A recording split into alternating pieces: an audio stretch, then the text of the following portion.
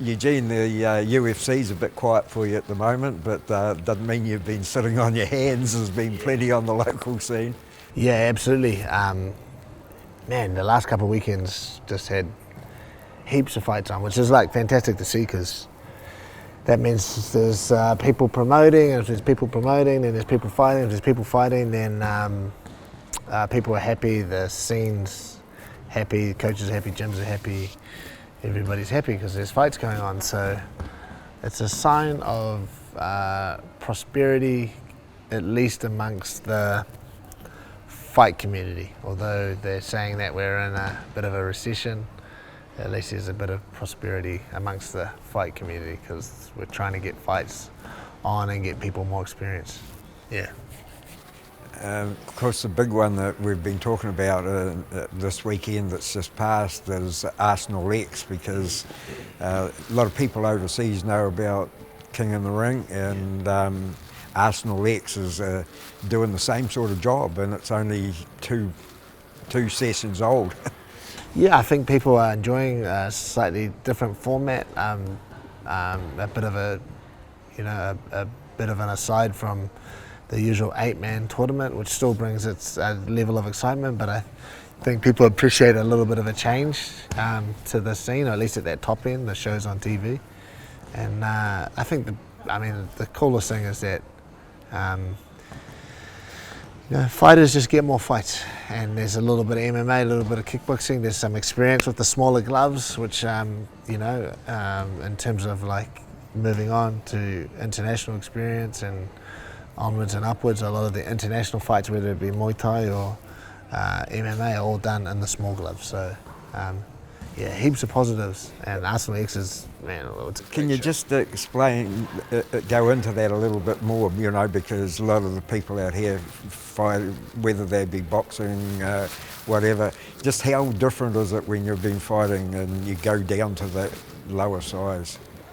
Nah, you see, it makes a big difference, and the difference between a 12 ounce and a 4 ounce or a 6 ounce gloves is may not look like much to the average person, but it significantly means you have to change your defense. And I guess there's all the little subtle nuances that you have to do to your defense, but the more overarching change you have to make, and I think people really struggled in the first Arsenal X in this regard, is you just can't get hit.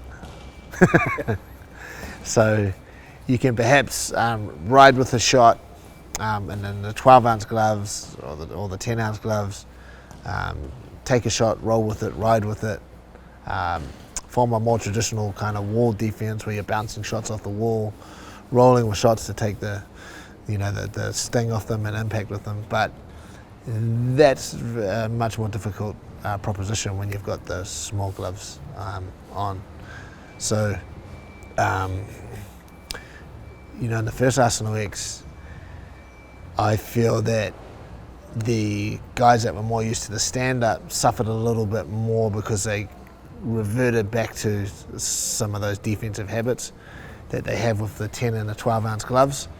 And I felt my guys, who were a lot of them MMA fighters or crossover athletes that did MMA and kickboxing, they understood the defensive requirements a little better, so they made sure that they didn't, they were not in position to get hit, and they were basically sticking to the science of boxing, like hitting and trying not to get hit. And I feel in this one, I think it was a little better in the next Arsenal X. I think, some of the guys that were more predominantly stand-up, people were a little bit more used to the gloves and adapted their defense a little better.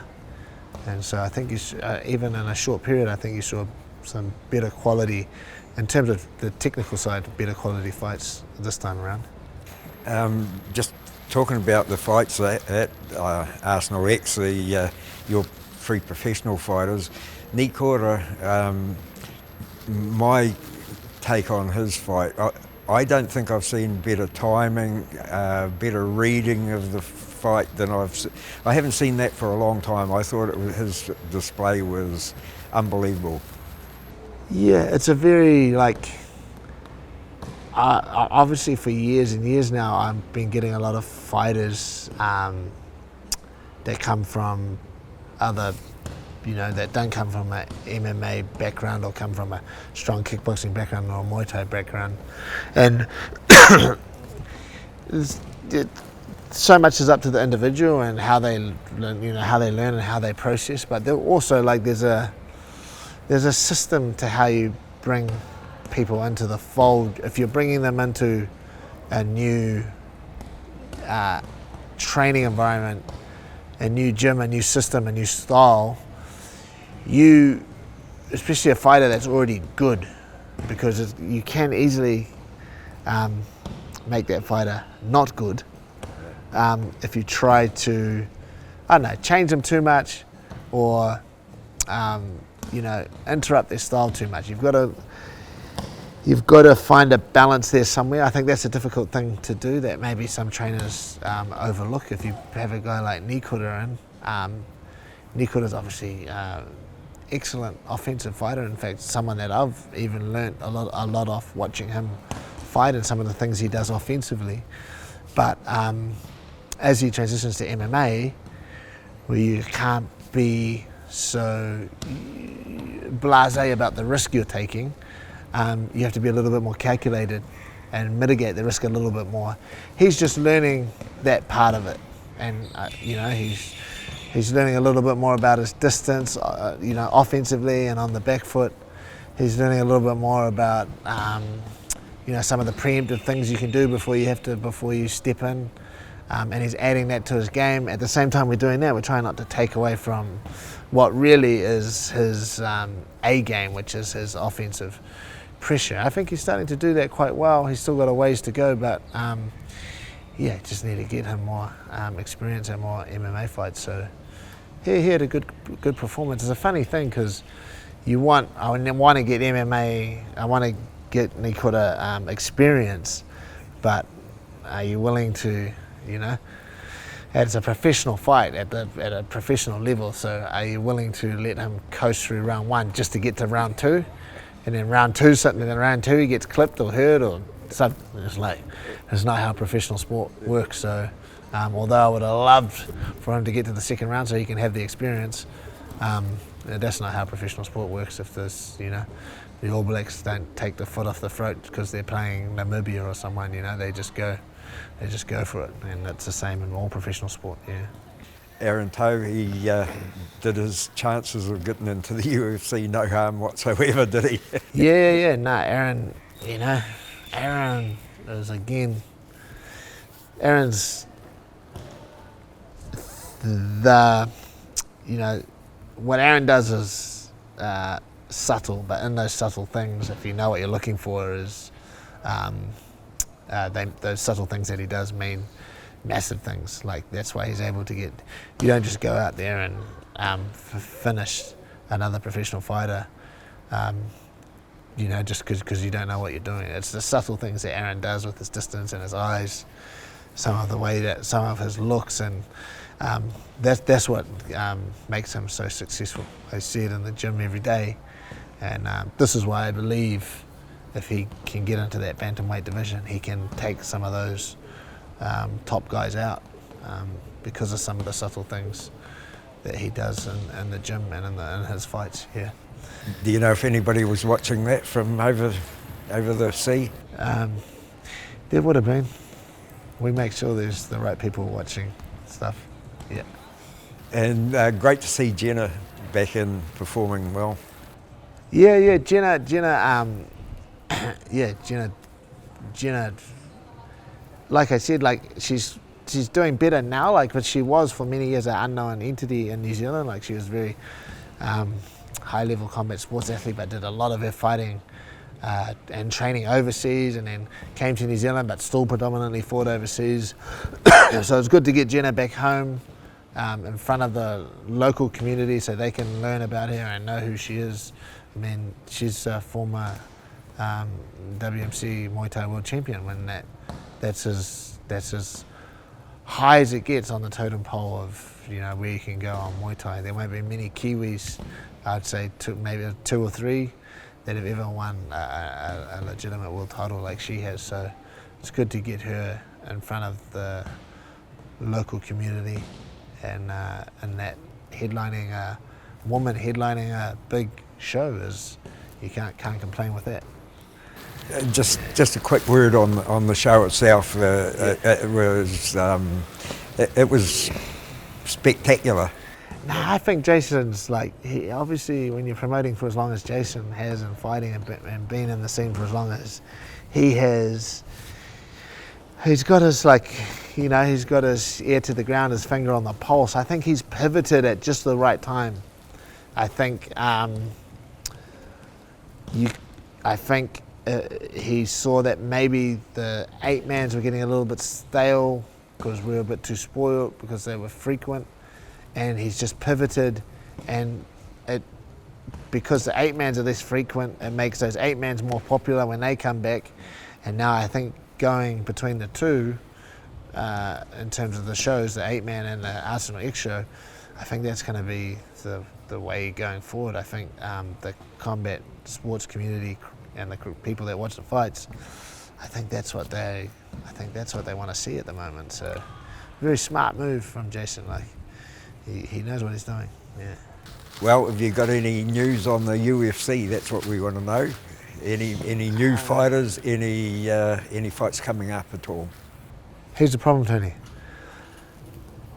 I know the fights are going on, but I don't know if they've officially been announced, because I don't have any social media or anything, and this year I don't even have any YouTube. So now I felt any little bit of information I used to get about that used to come somehow through YouTube. I don't have any social media YouTube, so I don't know if I'm announcing something that shouldn't officially be announced. So there's heaps. All I can say is a very general statement, is that there's heaps in the works, including fighters getting fights to be announced, new people getting in the UFC. There's a lot being worked on. That's all I can say. A very general statement, but I have to get my Facebook up and running again if I want to. If I want to get it, you have to let Combat TV know. Yeah, for sure. But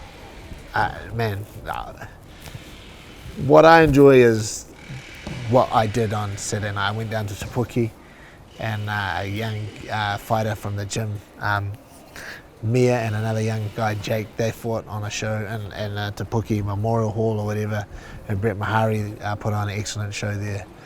And you can't beat that. You can't beat that. It's just there's something special about the New Zealand fight scene that doesn't necessarily get replicated around the world. You can't stay in the environment that I'm in all the time. People don't understand. That's a kill or be killed environment. There's no friends at that level. Everybody's relatively friendly, but it's it's shake your hand, but you know your place, okay? And it's pressure. It's pressure. People, that kind of environment melts your average coach and your average trainer. I've seen it 100 times. Yeah. You can't live in that all the time. Okay, so although it's wonderful and it's great and it's got all the bells and whistles, as a human being, you just can't live in that cutthroat environment all the time, because it'll destroy you. So sometimes it's good to come back to the local scene, and there's still pressure there, but it's a different kind of pressure. It's a more enjoyable pressure. There's not millions of dollars on the line and a ranking and a title and there's just a young fighter that wants to go places and wants experience and wants to taste a bit of blood in their mouth and put some leather on some face. It's just it's very raw. And from what I saw the last couple of weekends, as long as all the gyms keep operating, keep working, and keep fighting each other, the scene's looking good. There should be some up and coming young superstars coming out of all over New Zealand. Yeah. Great way to end it. Thanks, mate. Cool. That young boy who was fought very well. Is that